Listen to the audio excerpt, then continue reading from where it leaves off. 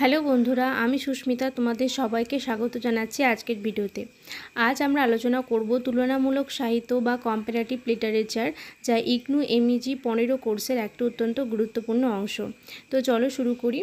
তুলনামূলক সাহিত্য কী? তুলনামূলক সাহিত্য হলো এমন একটি সাহিত্য চর্চা যেখানে আমরা বিভিন্ন ভাষা, জাতি ও সংস্কৃতির সাহিত্যকে একসাথে বিশ্লেষণ করি।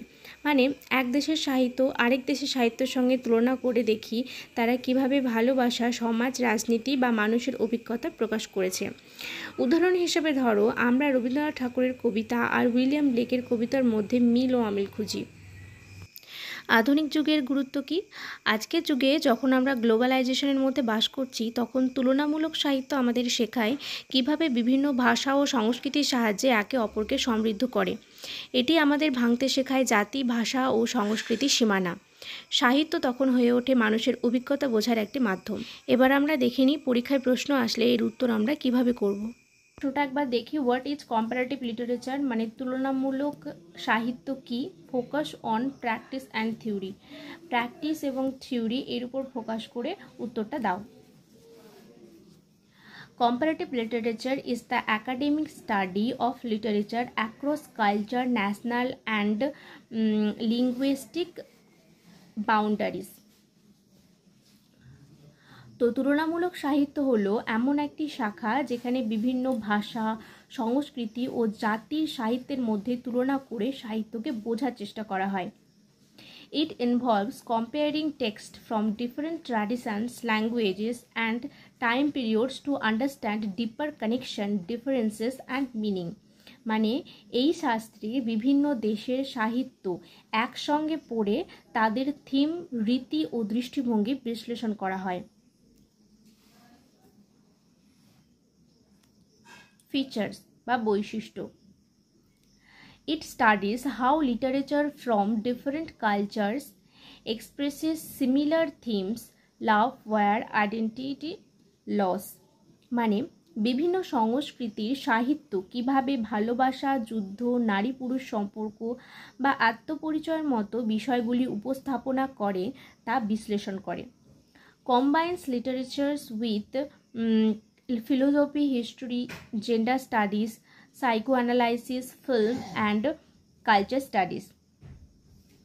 মানে এটা মানে হচ্ছে যে সাহিত্যকে দর্শন, ইতিহাস এবং সিনেমা ও সংস্কৃতি অধ্যয়নের সঙ্গে যুক্ত করে দেখা হয় এই কম্পারেটিভ মানে বা তুলনামূলক সাহিত্যে। Topics like exile, freedom, colonialism, feminism can be explored across various literature. মানে নির্বাসন, তারপরে হচ্ছে স্বাধীনতা, উপনিবেশবাদ, নারীবাদ প্রভৃতি বিষয় নিয়ে আলোচনা করা হয়।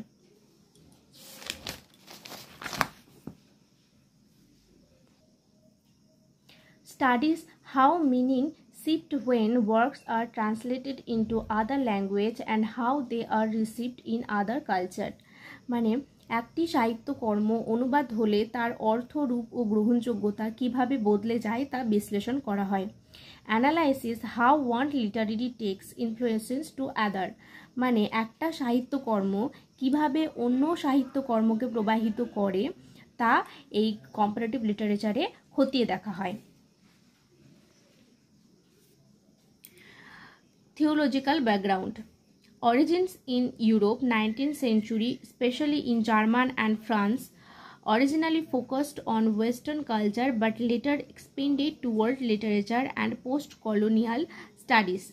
মানে এই শাস্ত্রের জন্ম ঊনবিংশ শতকের ইউরোপে, বিশেষ করে জার্মানি ও ফ্রান্সে হয়।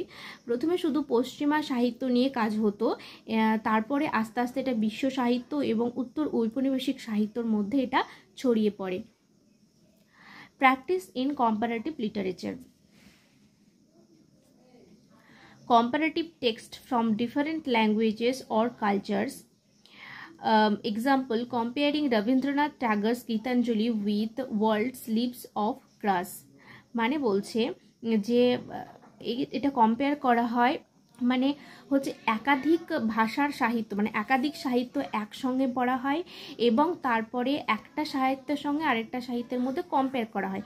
যেমন হচ্ছে রবীন্দ্রনাথ ঠাকুরের গীতাঞ্জলির সঙ্গে ওয়ার্ল্ডসের লেখা লিভস অফ গ্রাস, এই দুটো কবিতা মানে কাব্যের যখন কম্পেয়ার করা হবে সেই কম্পেয়ারটাই হচ্ছে প্র্যাকটিসের মধ্যে পড়বে কম্পারেটিভ লিটারেচারের।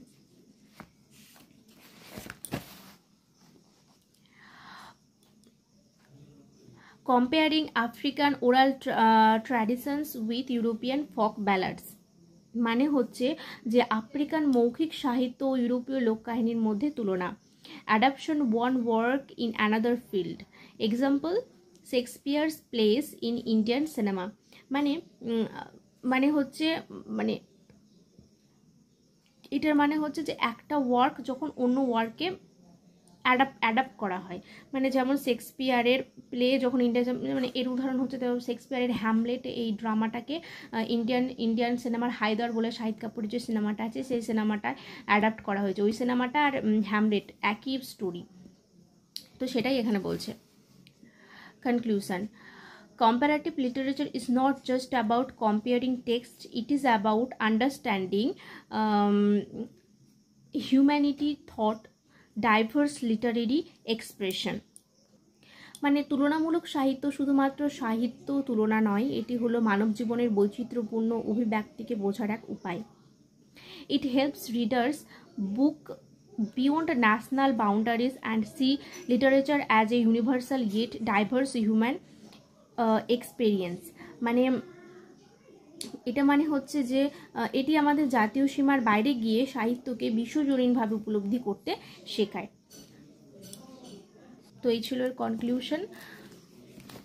তো এইটা আসলে যদি আমরা ভালো মানে সহজ ভাষায় দেখি তাহলে কম্পারেটিভ লিটারেচারটা কী, মানে তুলনামূলক লিটারেচার। দেখো সাহিত্য তো একটা আলাদা ফিল্ড, যেমন পলিটিক্স আলাদা একটা ফিল্ড, সিনেমা একটা আলাদা ফিল্ড, তারপরে তোমার যেমন আমরা যখন সাবজেক্ট পড়ি যেমন হিস্ট্রি একটা আলাদা, ওর একটা জগৎ থাকে, তারপরে জিওগ্রাফি আলাদা, এটার একটা, আর জিওগ্রাফি পড়তে গেলে আমাদের আলাদা কিছু পড়তে হয়, পৃথিবী নিয়ে পড়তে হয়। হিস্ট্রি নিয়ে পড়লে আমাদের আগেকার ইতিহাস, রাজরাজাদের কাহিনী নিয়ে পড়তে হয়। তো সেই রকম সাহিত্য একটা আলাদা জগৎ।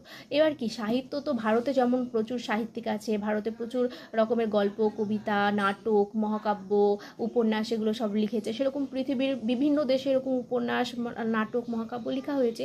তো সেই সব সাহিত্যের সঙ্গে আমাদের ভারতের সাহিত্যের যে তুলনা বা বিভিন্ন দেশের সাহিত্যের মধ্যে যে তুলনা করা হয় সেটাই হচ্ছে কম্পারেটিভ লিটারেচার। ঠিক আছে।